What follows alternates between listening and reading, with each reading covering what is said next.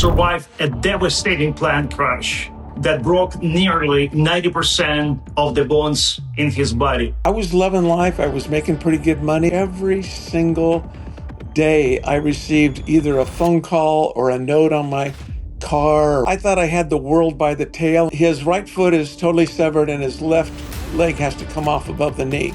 The only one who was not there, it was God. God's writing a better story than I could ever imagine. You are responsible for your kids. You are responsible to be the best husband for your wife. I lose that fear of God. We have to stay focused on the cross and not on the crisis. They give their life to Christ because of your testimony. And we're not afraid to take the risk.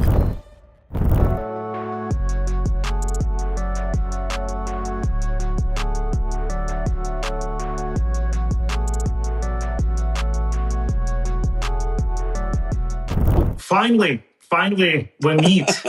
I have a lot of questions. We're going to be busy.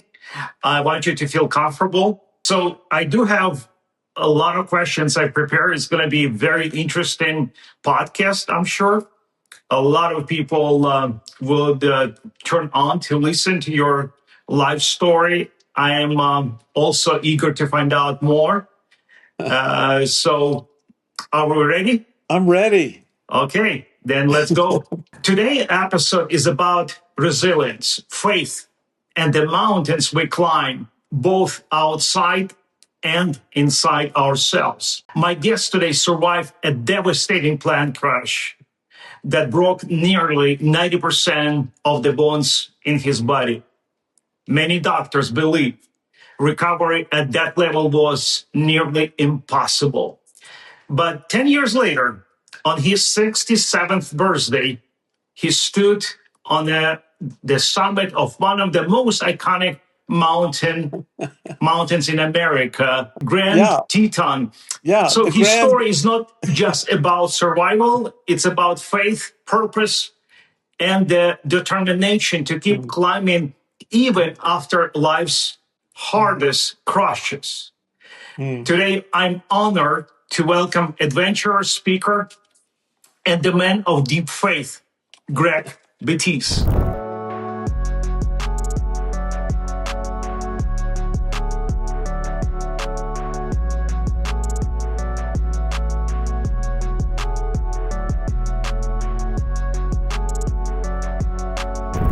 Welcome. And my first question, Gregg, is before the crash and before the mountain, who were you? Man, that's a great question, Victor. That's a great question. You know, Victor, I didn't have the privilege of growing up in a Christian home, and I didn't meet the Lord till I was in my early 20s, and it was literally a Damascus Road experience. You know, I thought I had the world by the tail in many ways. I was loving life. I had a great childhood, parents who loved me. We had a mountain home in the mountains. I actually went to the 1960 Winter Olympics, and I was hooked on skiing. I wanted to, I loved speed from the time I was a little boy, just as fast as I could go on my bicycle or just, whatever it was. And so, and then as I graduated from high school, I tell people with a 4.0. My 4.0, however, was a little different than most people's. I just got 1 point each year, and that was because I love school, but I love to. I missed a lot of school because I love to like surf adventure. And I love to ski, and I loved adventure, and so.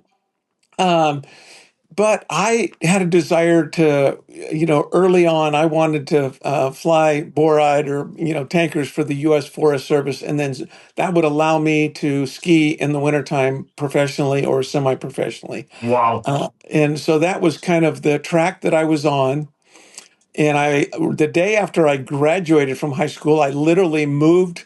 My car was loaded, and I had a Corvette motorcycle and a Jeep. I was headed to the hills. I was headed to the mountains, the Sierra Nevadas, to ski and to pursue forestry and fire science and flying tankers for the U.S. Forest Service.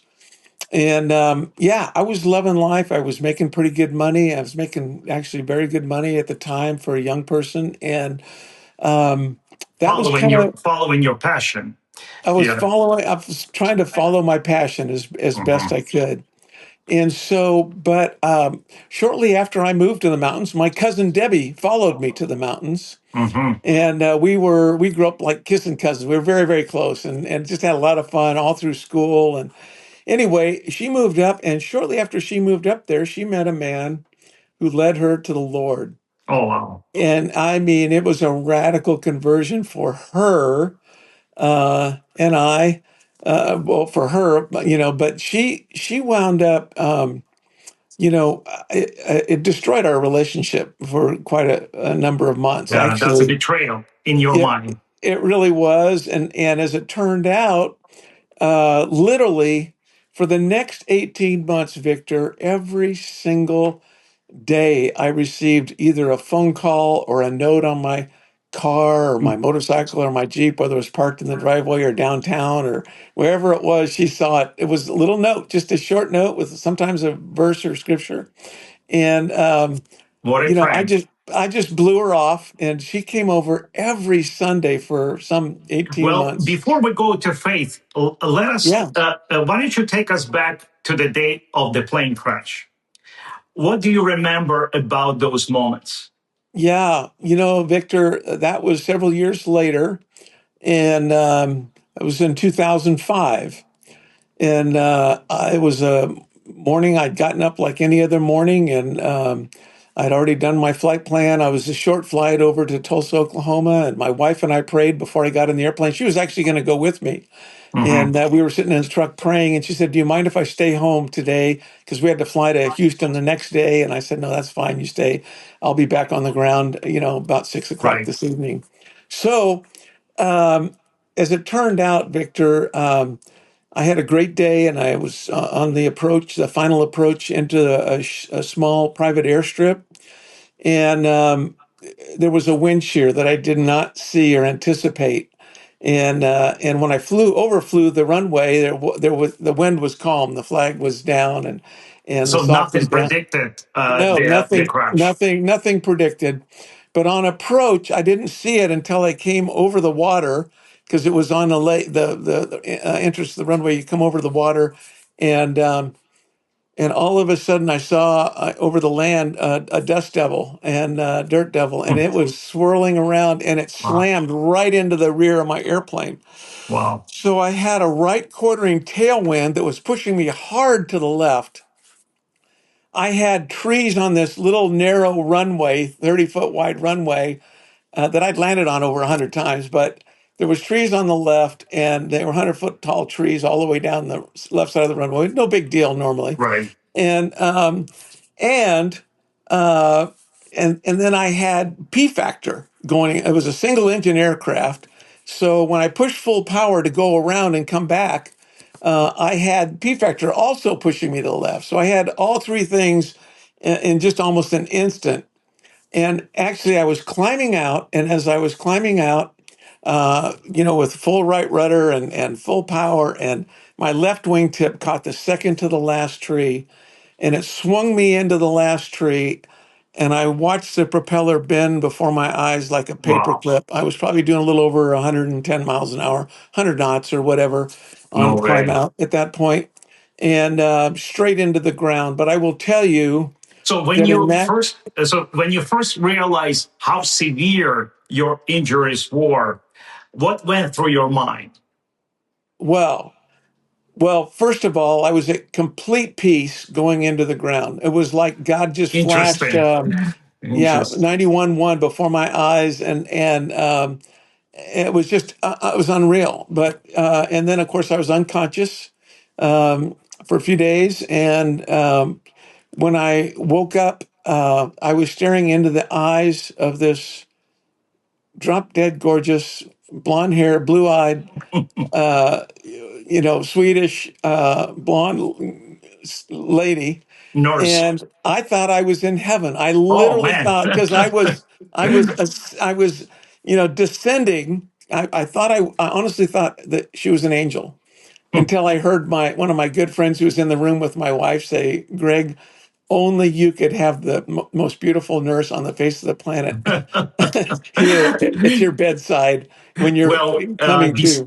besides your emotional experience, like you already touched into heaven, realistically, doctors came and said that injuries were beyond belief, and Yeah. and basically they telling you their recovery is almost impossible, right? Yes. And so when I got to the hospital, they flew me by helicopter, and my brother-in-law was the first one to the hospital because the hospital was about 70 miles from the crash, and it was going to take my wife a lot longer to get to the hospital, but she called my brother-in-law. The doctor came out after having, observed, done a quick observation, and said, "Well, his right foot is totally severed, and his left leg has to come off above the knee Wow. because of the trauma, and there's no way we can save him." And my brother-in-law had the boldness to say, "Doctor, that's not acceptable. Do not remove his, foot. You need to bolt him back together, screw him, use plates, do whatever you've got to do to his leg, and to save him, and let him figure it out later. But you've got to save him. He's president of a Christian sports camp, and he's got to have his limbs." And so, I mean, without, and my doctor friend, he's actually a friend now, he was president of the hospital and head of the trauma department, or the anyway, he's a surgeon, very good surgeon. Anyway, he said, "Well, even if I put him back together, he's going to lose him and he's going to be in so much agony and pain because of bone on bone." And my Oh man. brother-in-law stuck to his guns. He says, "I don't care. Do what you've got to do." And he said, "By the way, So there, what?" there was a huge risk of him not cutting your leg. Yes, that's right. And he said he's going to have significant infection because of all the dirt and the debris from the crash, Oh and man. the open. I had, multiple. My wounds were almost all compound. I had bones sticking out of my hands and fingers broken, and legs, and ribs. All my ribs were broken, and it was. So he said, he's gonna be at higher risk of staph infection. My brother-in-law said, "I don't care. You've got to save him." And he said, "So where's he president of which camp?" And he told them, "Kids Across America." He goes, "I can't believe it. Is this Gregg Bettis in here?" My brother Man. said, "Yes, this is Gregg Bettis." He said, "I just heard him speak a few days ago. My daughter was at one of the camps, and he spoke to all the parents." And How old are you were at that time? so that was in 2005. I'm 75. Hmm. So, So about 20 years ago. yeah, 20 years ago. That's exactly right. I Oh wow. was, So that's like fif- my age right now, yeah, almost. 50, 55-ish or Yeah. so. Yeah, yeah. Yes, sir. And so, miracle of miracles, I was able to find a doctor who invented the ankle replacement joint.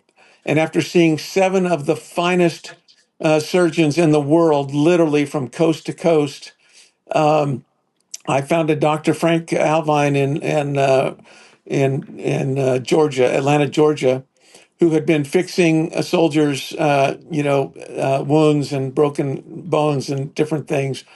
And after 6 doctors told me that I was going to lose. I was going to definitely lose my Hmm. leg. He turned around after looking at the X-rays and told my wife and I. He said, "I can fix your leg, Wow. and without removing it." And So your brother-in-law felt it something in spirit, probably like he had the yes, faith. Otherwise, why yeah, would he insist that the doctor exactly. save your leg? Yeah. Must be something like that. He could have been the only one to convince the doctor to do that. Hmm. Not even your wife, not even No, your wife, but your no, brother-in-law basically yeah, did that.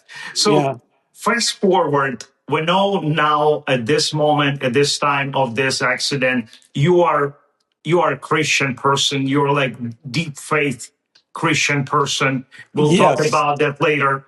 But so what role did your faith play during the darkest days of recovery?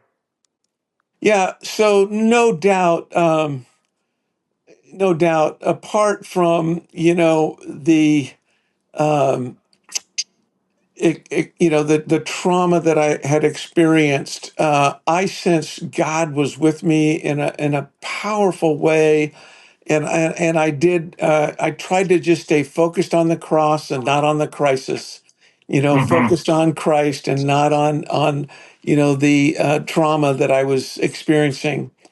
And in the midst of that was just spending time in the Word and listening to different things, because at times I couldn't read, and it was months, Yeah, that's Victor. a long time. It was But months. did you ever struggle with anger during this time, fear, or even questioning God? Why would Yeah, He allow this to happen? it's interesting that you had asked me that question, because yes, I did. And I guess to me, what was interesting is that some of the people who asked me that question were, if I was angry, or aren't you angry? Aren't you mad at God? And I mean, Right. these guys were pillars of the faith asking me this. I'm going, you got to be kidding me. Right. You know, no, absolutely not. I mean, God has a reason for everything. I saw the light from the very beginning. I was bound and determined that I would be back. Now, it was like odds, were against me And in every again, you way. felt the presence of God right from the beginning, right? Powerful every moment, Victor. Mhm. I can honestly say, and that I just sense, his, presence, his power. I almost every day I prayed for just God, let me sense a fresh outpouring of your Holy Spirit to be able to just, use this as another, opportunity for me, because I had preached for many years. In the midst of much opposition comes much opportunity, Mhm. and so help me to use this. And Victor, as a result of my accident, I mean, literally, uh, uh, doctors, physical therapists, nurses, people I got to witness to and see come to Christ as a result of, my testimony and story. And since then, And how positive you remain still during yeah, this yeah. process, I hardest remember, I process. remember 7 months later, sitting in the front right side of the church during the worship before the sermon. And it was like God just spoke to me as clear as could be. I want you to get up out of your wheelchair and Wow. stand up. And you did. I did. Man, praise the Lord. Praise the Lord. Yeah. Um, so I heard a lot of different testimonies. Obviously, people not in even close conditions as you were, Yeah. but the moments when somebody says, "I had friends, I had my family around me," the only one who was not there, it was God. I was praying, but still, I felt a lack of His presence during my time of my darkest days of my pain. And why do you think you were so blessed from the beginning to feel that presence? Because now we know is why you were able to recover on the first place, why you were the light of Christ during this the darkest days of your recovery. You were still great testimony to people. And obviously, when they see such a powerful example, they, of course, I want to know that Christ, I want to know your Lord. Yeah. And I want to follow, because, people struggle with small things. And when they see you, you're like, your life has been completely destroyed, your dreams, and yet you're so positive. Why do you think that? Well, I think, part of it was maybe, I think God was watching over me before I ever became a believer at the age of 21, Victor. And I think that because of the experiences that I had both prior to coming to Christ, Even though I would reject him and didn't, thought I didn't need him, he protected me. I can't count on both hands the number of times from near death experiences. And That's before you gave your life to Christ. yeah, that even before gave my Hmm. life to Christ, I've written a book called "Crashes and Climbs: Stories from a Life Lived on the Edge," Hmm. and I think part of it is, some of the crashes that I experienced mentally and socially and whatever spiritually that I overcame when I became a believer. I was just blown away at the power of God. First of all, to be able to break through to me. I was in shock. When I sensed God speaking to me and telling me that I needed a relationship with Him, and that if I didn't give Him my life, that He was going to take me home, basically wipe me off the face of the planet, is what I sensed. Would you also say that maybe that's because you had the relationship, close relationship prior to this accident, so it wasn't like you were distanced from God, and then when this accident happened, like people saying, when you have a trouble, you call to God. You literally do from the bottom of your heart. You do that very genuinely. But yet, a day before, you were very cold, maybe warm Christian. But would you say that you you value your relationship with God same as much as you were during this process? Now you're laying on a bed, and God is there with you because He was there with you yesterday. Yeah, absolutely. I think sometimes God lets us fall, not to punish us, but really in some ways to free us. And once He picks you up, the climb you make with Him is higher and more meaningful than anything you could ever, climb or build on your own. Hmm. And just knowing that he was there. I just knew that He was there again, and just even sensing Him, like I told you so powerfully in the microseconds before going Even microseconds, I like that. hitting the ground. Yeah. Literally, I just wasn't worried. No, that's There wasn't amazing, because fear. that's exactly the thing that makes us struggle uh, a lot more, is exactly worrying.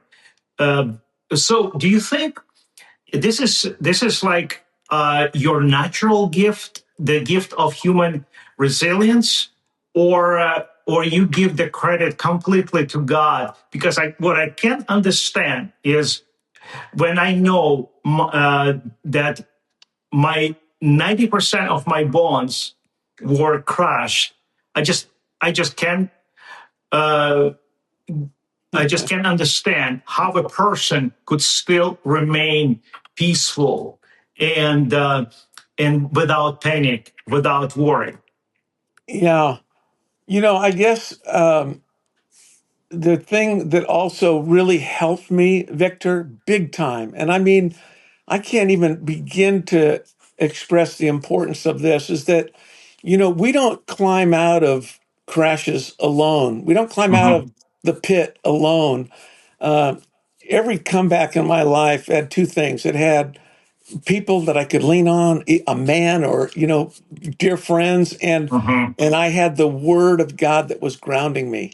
And so I think those were just to know that, when I opened my eyes, there were multiple people at my bedside that had been praying over me for hours, if not Oh, days, wow.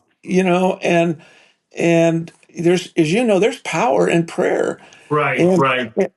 and I had sensed that many times because I have lived a life on the edge. I have, lived a very adventuresome life, and I have stared death in the face so many times, Hmm. and yet God miraculously, there's no other explanation for it. He spared my life. There's no way when people saw the plane, My wife, when she first saw the plane, she heard the crash, but when she Hmm. walked over, saw the people running towards the aircraft, she said, "There's no way he could have survived that. He would have never dreamed." But again, I just know that, and I think even before that, that crashes aren't the end of the story. Right, right. They're the setup for God's comeback, and Yeah. and and so But anyway, you were very determined Christian with right values, but was at that moment during this recovery process, did you say to yourself, "Now my life will be different. I will live differently now," and not because I'm limited, because you yeah, were still on a wheelchair, yeah, but as far as like your goals, yeah. uh, That's what you're good. going to pursue. Yeah. So I've always been a pretty goal-oriented person. It's interesting that you mentioned that. I believe that it's important for all of us to have a master plan, or a master's plan for our life. Right. And so I've always sort of had a vision for my life, and I've known what I've wanted to accomplish pretty much out of the chute from becoming a believer. That following summer, during after spending a year studying the Old and New Testaments, I was recruited to work at a Christian camp. This was 52 years ago. And this is my 53rd summer of doing Christian camp ministry. But I sensed the call of God on my life to Hmm. doing, and I saw Christian camping as an incredible platform for the gospel, for Wow. teaching biblical principles, for talking about faith and trust and communication and fear and To young responsibility and people. purity and all those things that go in one ear and out the other, a lot of times at church or even home or school. I just saw the impact that Christian camp ministry had. And Hmm. so I had a vision for wanting to see a million young people come to know Christ before I die. and Uh, and and so that's what makes me still to this day weep and pound the table, is young people, seeing them have the opportunity to be exposed to the gospel. Now, not just young people, but parents and families as well. But really, right. Because but you've been to both sides already, yeah, as a yeah, parent yeah, and as a young person as well. yes, exactly. And you know, the only reason I've ever gotten back up after crashes in my life is because the Lord, he met me in my weaknesses. Hmm. My faith isn't strong because I've fallen. It's strong because I've seen him be faithful even when I was flat on my back, and I had like zero control. In fact, my wife loved those days because she had, you know, You were very sweet and dependable on your oh wife. yeah, if I wanted to go somewhere, I couldn't go unless Right. she would agree, and most of the time she didn't. Yeah. Unless So she feels like it, yeah. like too. So, if you could sit down with your younger self during one of your lowest moments, what would you say to that person? Oh man. Oh man. That's a really, really good question. And I've thought about that a bunch, but I guess I'd look back at my younger version of me in the eyes of maybe still bleeding from the crash, and I'd say, you think this is the end, but Hmm. it's just the start. You're Right. going to learn that winning isn't everything. And I wanted to be, I wanted, to be a professional skier, and I wanted to win downhill races. I wanted to ski 60, 70 miles an hour as fast as I could down hills. And I liked slalom skiing and giant Hmm. slalom, but really I like downhill. And, I share the same passion.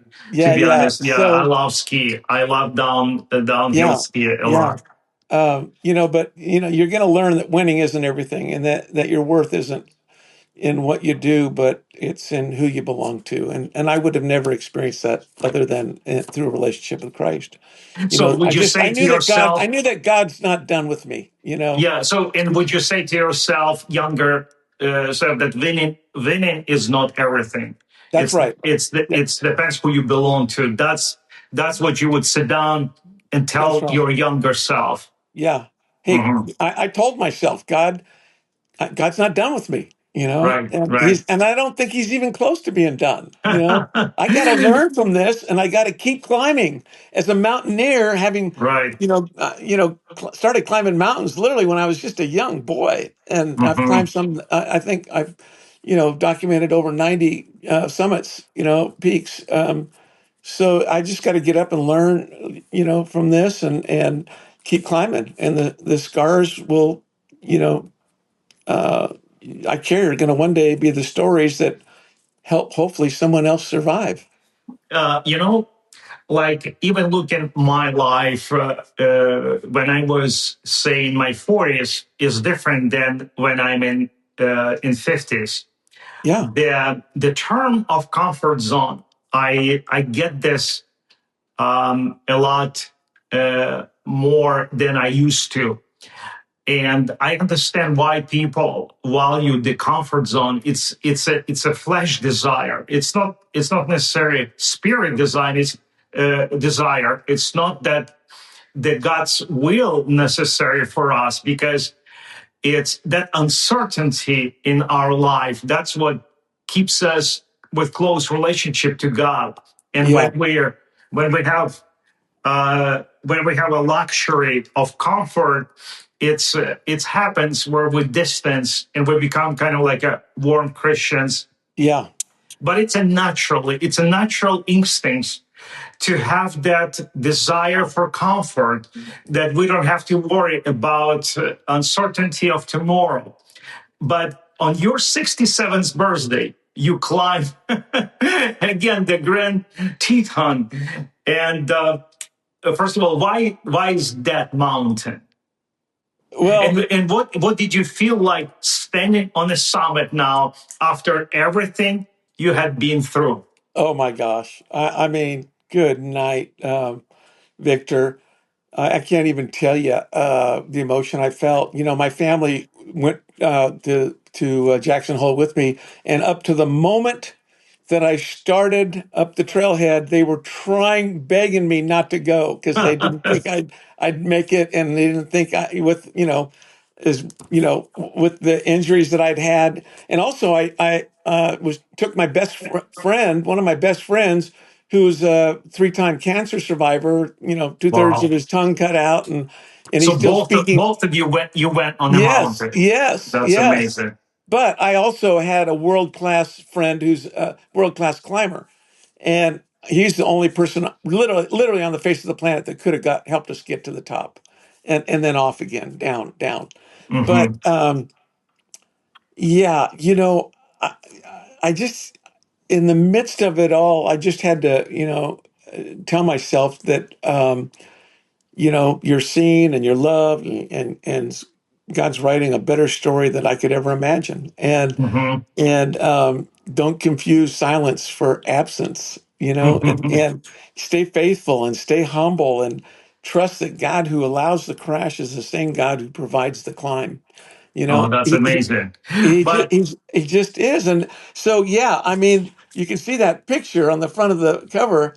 I yeah, I mean, like that picture. I like that that's picture. like a 1,500 foot straight down off that wall. Unbelievable. But Unbelievable. the reason I chose that mountain was because as a 14-year-old, I was with my grandmother driving to North Dakota from the San Francisco Bay Area. I won't go into the reason why, but we came around the corner and I saw that mountain, and I'd already been climbing mountains as a young person. And I remember pointing at it and saying, someday I'm going to climb you. And then, of course, I'd climbed many mountains. I guided for years, but Hmm. I never got to do the Grand. And so after my crash, I never thought I would get to do it. And then Right. and then I just set a goal. I said, I want to do this. And It's actually, it wasn't 67 even. years old. At 67 years old. Yeah, I yeah. just Well, can't believe it. Just yeah. can't believe it. Yeah, and yeah, and just to show you God's grace and how good He is. I mean, I'm not even the one that wanted to climb it initially. It was my friend Gary. We were sitting at dinner, and he said, "Greg, I want to climb the Grand Teton," Yeah, that and was I just the. about fell out of my chair. I said, "I didn't even have to pray." I said, "Gary, I don't even have to pray about that. I'll do that with you. Let's go do it." Oh man. And a year later, we did. Unbelievable. We just conditioned ourselves, and But we were. was the climb about proving something to others or even to yourself that I can still do it? Uh, oh, uh, that's a great question. Um, I, I, yes, I guess part of it was I wanted to see if I had the resilience and if I had the ability to still make the technical moves. I'd fussed around doing some, And little plus, you had stuff. that goal since you were young.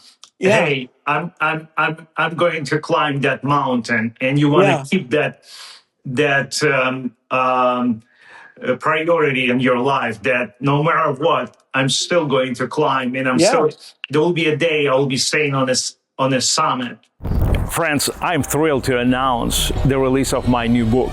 This work transcends traditional narratives about business or immigration. It summarizes my personal transformation from a life of rigid certainty to one of genuine freedom through the acceptance of the unknown. Having growing up in Soviet Union, I was surrounded by a world of precisely planned in advance, where aspiration were often deemed too risky, yet it was precisely this element of risk and uncertainty that paved the way for my new life. True security is not rooted in control, but rather in trust. The most significant risk in failing to take any risk at all. In this book, I honestly recount my experiences, share my stories and failures, and outline the essential principles that enable me to establish a global business while staying true to myself. I sincerely hope this book will prove to be the valuable resource for you, inspiring you to embrace bold actions and recognize opportunities where fear once ruled. You can order it online at Amazon.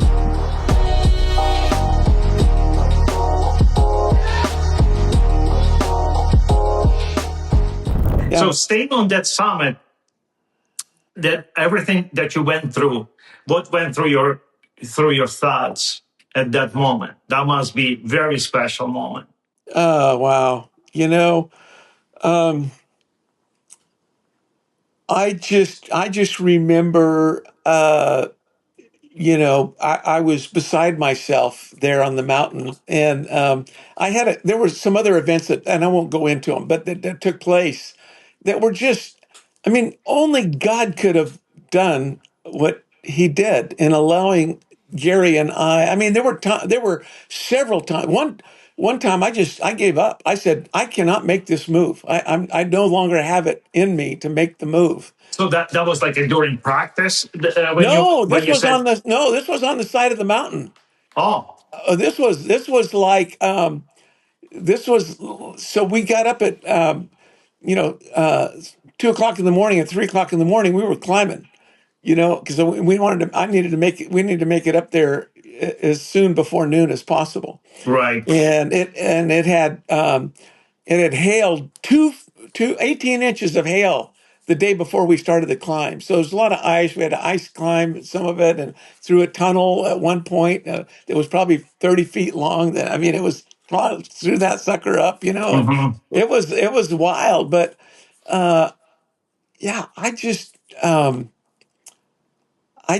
when I got to the top, I all I could do is, nothing is impossible with God. I mean, for Him to be able to get me up that mountain and allow me to do that, Wow.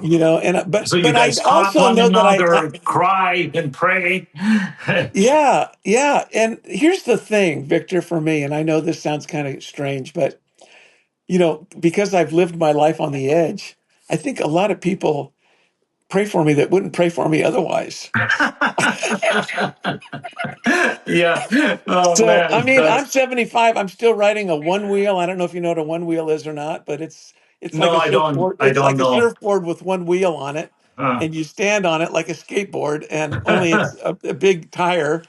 and it does 30 miles an hour. You fall, it's going to really hurt bad. But, Oh man, and so I still ride it. you you still live on the edge. That's I what you're still live on the saying. edge. I still ride a Harley. I did a 200-mile ride a couple of days ago with buddies on a Harley, and I'm actually racing a little Porsche now. In fact, 2 weeks I'll be at Hallett Motor Speedway, and in a month I'll be at Is Ozark is International your Raceway. wife has the similar views of life where she likes to take a risk? Complete opposite. Complete opposite. So how do you Com- guys live with one another? it's so interesting. Or is it even better to be completely different? I think it is.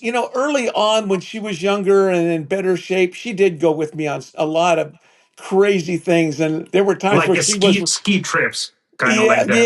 yeah. And whitewater, I guided whitewater raft trips for a while. And, Hmm. I had to teach, younger paddlers how to get out of hydraulics and reversals and, different holes and things. And there were times where Janelle was screaming at the top of her lungs and crying out and calling on the angels, Hmm. and to save us. And Yeah.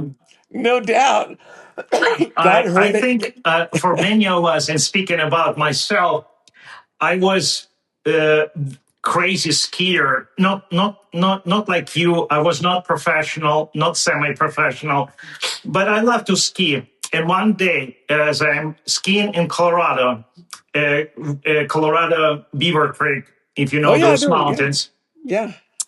and I fell down so badly that I nearly uh, got to the accident that would put me also in on the bed of recovery. But Yeah. praise God, I wasn't. But I had to experience that danger, and I said to myself, "Man, you already over 40." And that was the time. Yeah. You have three boys, and thank God you don't have those injuries that put you on the bed and make you paralyzed or something.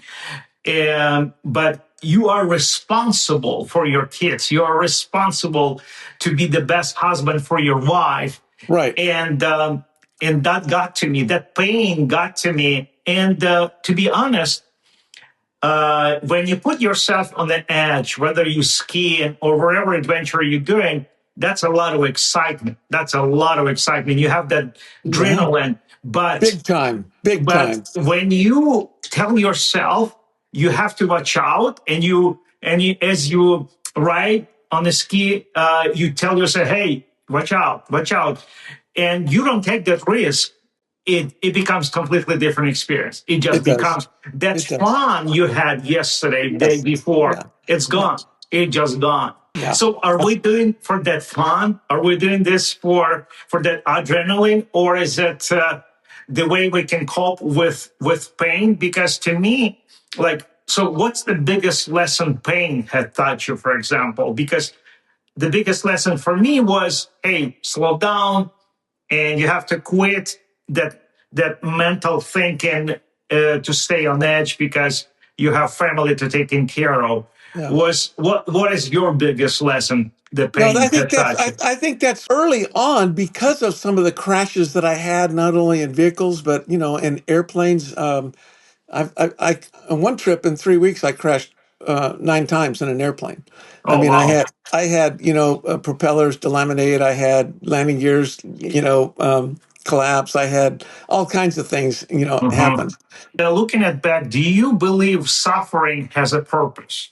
Oh man, no doubt. I really do. I do think it makes us stronger. And I think that, no doubt God allowed me, but I calculate the risk.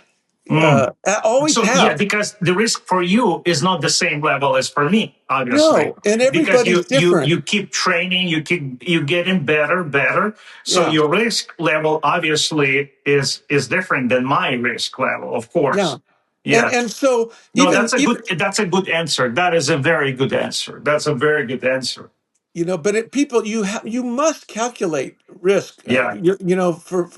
And for me, I mean, and part of the reason I survived the plane crash at all was because 3 weeks later, I'd been training, and my core was the strongest at that point that it had ever been in my life. Mm-hmm. You know, and I was training to do the Leadville 100, and Mm-hmm. and so I was really strong. And the only bones I didn't break in my body were my head, neck, and back, which Thank was God. um, But now, as I'm thinking, when you said you have to count the risk, if I had listened to your advice back then, and I would have counted that risk, I would not take that challenge that I took and fell down because my legs were so weak. I should not take that challenge, but yeah, instead I embraced the challenge, thinking, oh, I can do it. But yeah, if I would pay attention to count the risk, and I would just go to prepare myself yeah, before the season starts, and I yeah, would just train my legs. Then this, in other words, this accident would not even happen if I count the risk. It would be that's right. different. So That's right. I see what you're saying. Yeah, yeah. I mean, and listen, at my age now, I tell myself that I want to be slow and in control, but I'm not. No. But I'm slower. Okay, I Uh-huh. really am. I am calculating risk more, today in my older age than I ever was, and maybe it's wisdom, whatever you want to call it. But I've always just felt like if I'm not living on the edge, I'm taking up too much space. Too much space. No, you're the most exciting 75-year person that I know. It's like, yeah, it doesn't matter your age, but I want to be a friend with you because yeah, that's what attracts me to you: your energy, your Yeah, faith, and how you positively stay in life. And yeah, now, what I want to focus on is the inner climbing that we each of us will have, yeah, because yes, the climbing that you have experience with, that's not everybody had experienced that, but the inner climbing, it's we can reflect everybody has those. So what is the inner climbing means to you? you know, um, for me again, and I think I mentioned this a little bit earlier on. For me, I in the midst of all that I do, a lot of times people say, "Well, you got to put God first. You got to put your relationship second. Your work third." I don't think that's biblical. I think God wants to be in the center of every area of our life. I like And that. I and so like that. and so for me, Victor, right now I can look out my window and I'm blessed that for some reason God built the tallest cross in America a mile from my house, and I can see the tallest cross in America. Wow. And so when I said earlier that we have to stay focused on the cross and not on the crisis, God reminds me of that every Mm-hmm. day. When I drive, I can't leave my house without seeing the cross. Mm-hmm. And God knows, I guess, that I needed that. And if I'm Yeah. preaching it, then I need to live it as well. And so poof, I don't know if that helps you or not, but No, that's it does. It does. I can relate to that because for traditional Christian, is Sunday. That's a day when they say I give it to God. But like Mondays, Tuesdays, I have to focus on work. They say for me is I have my own business, but without relationship with God, there is no way I would be same person as a same leader as I am. Why? Because I'm afraid to go and start a day without him. I'm just afraid. I'm too scary. yeah, And if I accept the challenge that comes with life, and I'm by myself, I could see how I'm reactive. With Yeah. God, I'm always proactive. I'm Yeah. proactive, and I have enough patience. I have wisdom, and I would never have the flesh to control me. It's kind of like the wisdom from God gives you that control. So that's my I depend on Him, not because I have to, because I Yeah. want to. Yeah. So I from the morning I want to depend on Christ. I need His presence Definitely. from a moment I open my eyes. I need His presence in my life. And if I'm lazy or I'm staying too long in my comfort zone, because it happened, it happened, Yeah. Sure. and I lose that fear of God, because to me, fear of God, that's exactly what I just described a minute Right. ago. And Yeah. if I lose that, immediately I see the results. I become reactive, and then I come to my senses and I said, well, please, Lord, forgive me, Yeah. because I realized I was staying in my comfort zone. I became lazy to seek for your presence, and that's why it happened. So thank you again for allowing this challenge take place in my life, Yeah. because that reminds me who I am, Absolutely. that I'm limited, that Yeah. who I am without you, Lord, Yeah. and how blessed I am to walk in life with you. So it's not Sundays that I focus on God. It's the moment I open my eyes, and the last moment when I close my eyes, I focus on God. Yeah. Don't you think that, the Apostle Paul was a risk taker? I mean, good night. Oh yeah, And so I look at Second Corinthians. that's a good one. I look at 2 Corinthians 4, where he says, it's God himself in his mercy who's given us this wonderful work of telling his good news to others. And so we never give up.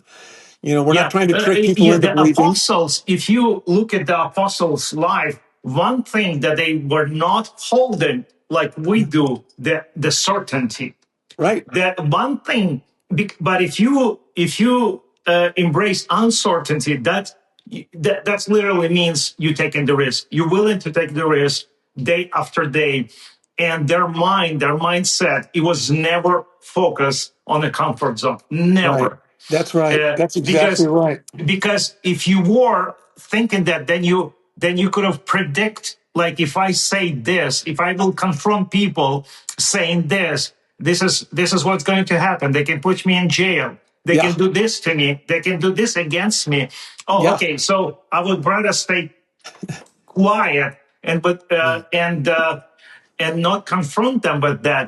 And yet they did everything opposite, because they didn't care about the comfort zone. They only care to testimony and preach the Bible, Yeah. about the good news of Christ, and they didn't care about the comfort zone. So that's for sure. They were risk takers That's right. um, on a daily basis. In one of the scriptures says that their mindset will. The Apostle Paul says, I live like I'm already death, and like Mhm. I'm willing to die, in other words. Yeah. And I will not be resilient to that. I will not be asking God, please save me, please save me. No, I'm accepting all of Yeah. the consequences, That's including right. dying for That's right. Christ. That's right. And then down further in 2 Corinthians, that chapter 4, he just says, you know what, folks, we're pressed on every side by troubles, but we're not crushed and broken. Yeah, We're, that's a good one. But we're, that we're doesn't mean that we are perplexed broken, because we don't know right? why the heck things That happen doesn't the mean way that they I will do. be negative. That Yeah, doesn't but mean we that I will don't be give up negative. and quit, Right, right, and we're right, hunted down, but God never abandons us. I mean, he's right. just always there. And so we don't look at the troubles all around us. We look forward to the joys in heaven, which will be ours for eternity.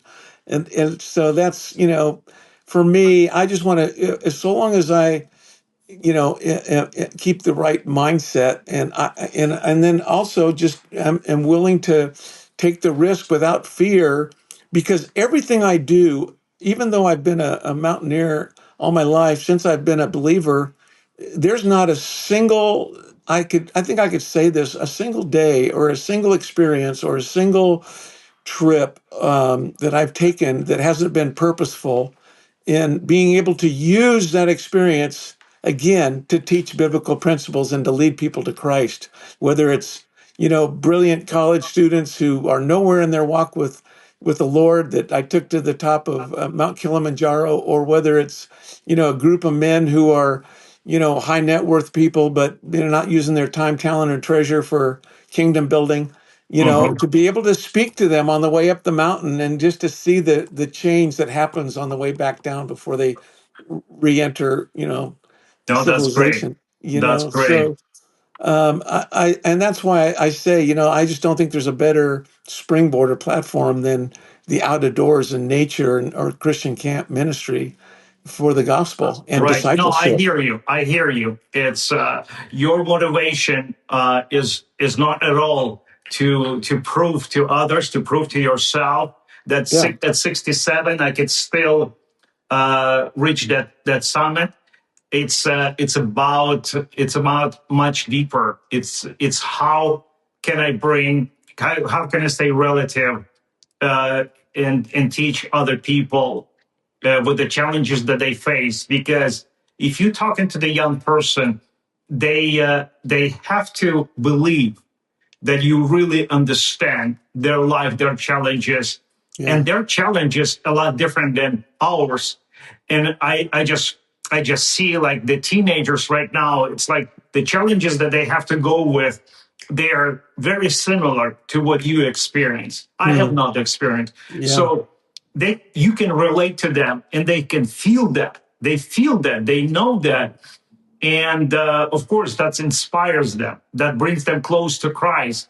And I'm sure a lot of people, because of that, they give their life to Christ because of your testimony. mm. Well, So, look at your future. You are planning another 600-mile dangerous water adventure, right? And 700 miles this year. It'll be 700 this year. 700 miles, Yeah, unbelievable. it'll be the It's longest one yet. Yeah. so. Are you going with the same friends? Oh no. Well, one of the only one is going back with me this year. I've had others go back more, with in previous years, but just one. But it's a whole new group of folks, and it's going to be a great adventure. We're calling it the Great Alaskan Loop because I've never been to Sitka. I've been all over Alaska, flown over the migration of 100,000 caribou, and just Mm, it's and I've gotten to see a lot, but I've never been to Sitka, and that's where the oldest, I guess, Anglican church is in Alaska, and so I'm excited about that. I've heard neat things about that as a fishing village and whatnot. So that's where I'm taking the group this year, and everybody's fired up.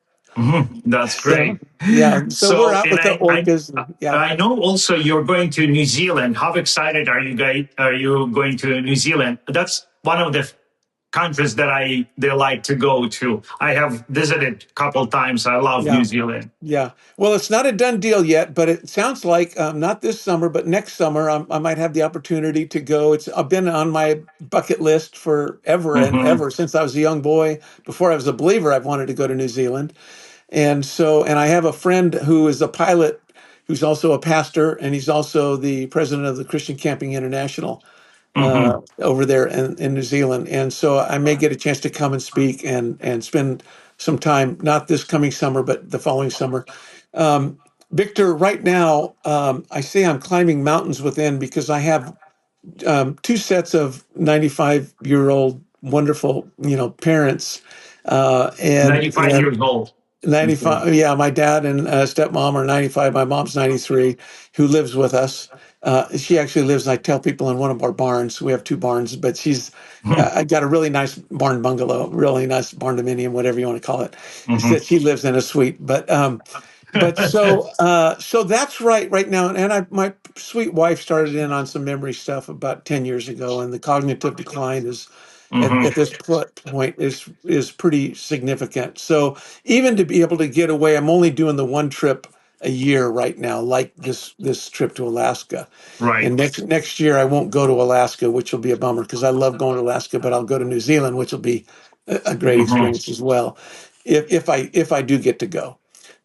That will require 3 times the length of time. If I'm going to go there, I need to spend at least 3 weeks instead of just a week or Right, whatever. right. Yeah, Short. you have to take the time. Just Yeah, connect with that beauty. yeah, It's yeah. something. I went once for a fishing trip to Alaska, Oh and yeah, the view was out of this world. And next day after we were fishing, and I just realized, you know what? I feel like I'm gonna connect with God with this view.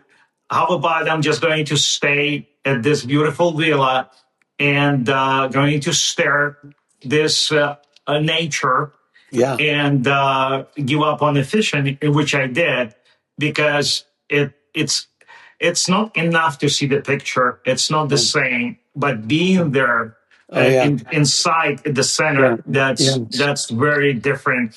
And until this day, it's since then at least 25 years pass, and I still remember what I experienced. yeah, I remember those views. yeah, It's an unbelievable experience. yeah, So yeah, I'm yeah. sure you're going to have that. Yeah, these Alaska trips are magical in every way. I just, and that's why it's the only thing I've ever repeated. I've done a lot of adventures and, been on Everest and a lot of great mountains around the world, but I'll go to Alaska as long as I can live and do it, So Right.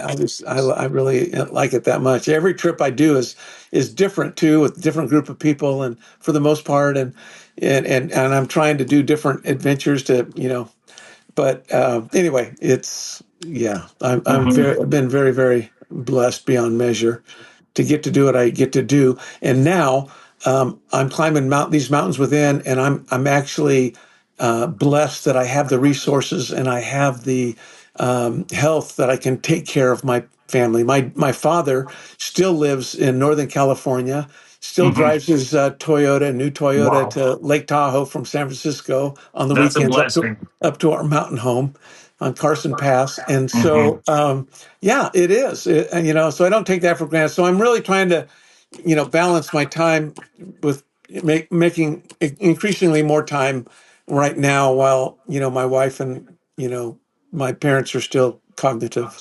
I will be closing in a minute or so. But before I do this, can you show us your book again? I know I want to get our listeners to get information about this. Where can we order this book? Where can we order this book? Yeah, it's Crashes and Climbs, Stories from a Life Lived on the Edge. And if you just put in stories, Crashes and Climbs, it'll come right up on Amazon.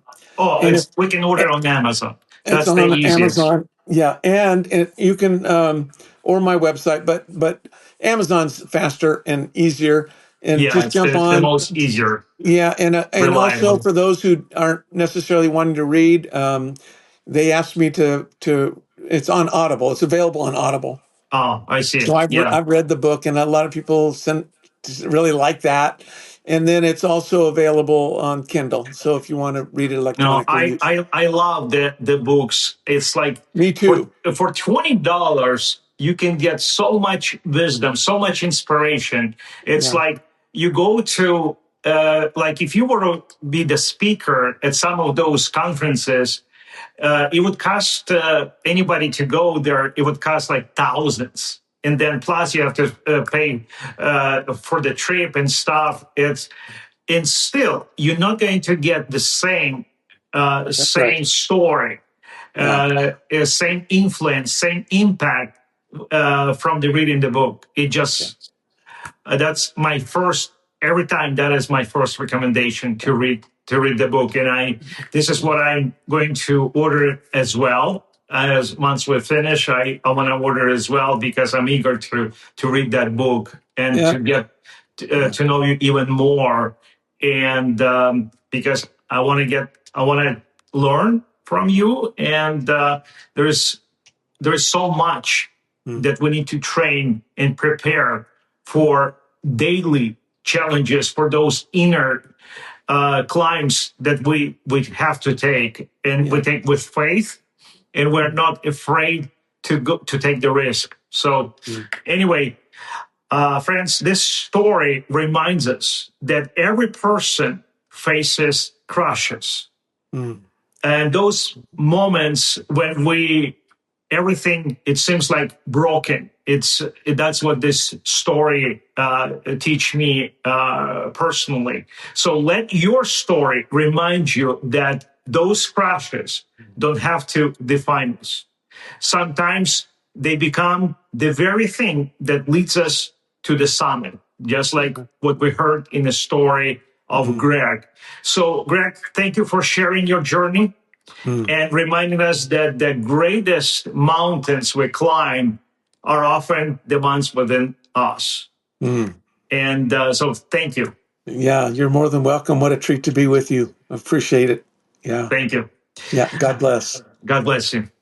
Friends, I'm thrilled to announce the release of my new book.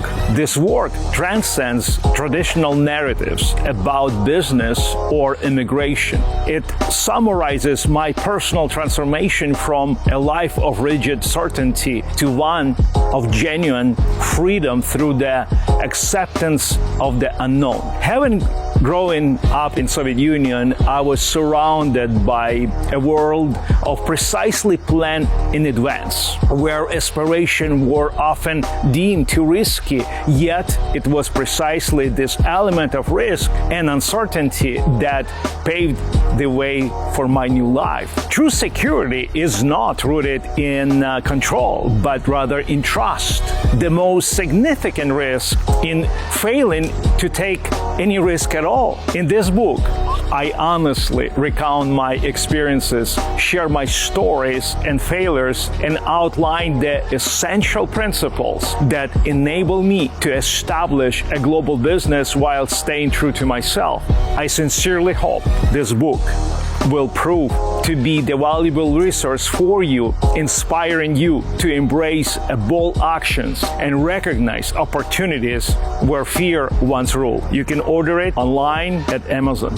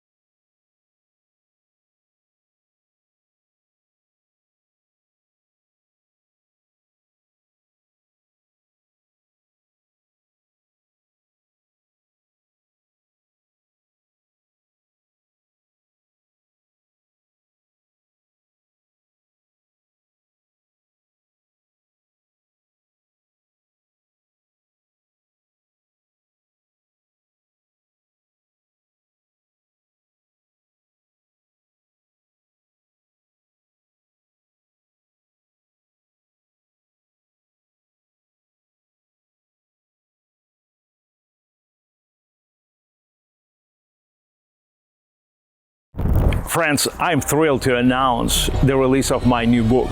This work transcends traditional narratives about business or immigration. It summarizes my personal transformation from a life of rigid certainty to one of genuine freedom through the acceptance of the unknown. Having grown up in Soviet Union, I was surrounded by a world of precisely planned in advance, where aspirations were often deemed too risky, yet it was precisely this element of risk and uncertainty that paved the way for my new life. True security is not rooted in control, but rather in trust. The most significant risk in failing to take any risk at all. In this book, I honestly recount my experiences, share my stories and failures, and outline the essential principles that enable me to establish a global business while staying true to myself. I sincerely hope this book will prove to be the valuable resource for you, inspiring you to embrace bold actions and recognize opportunities where fear once ruled. You can order it online at Amazon.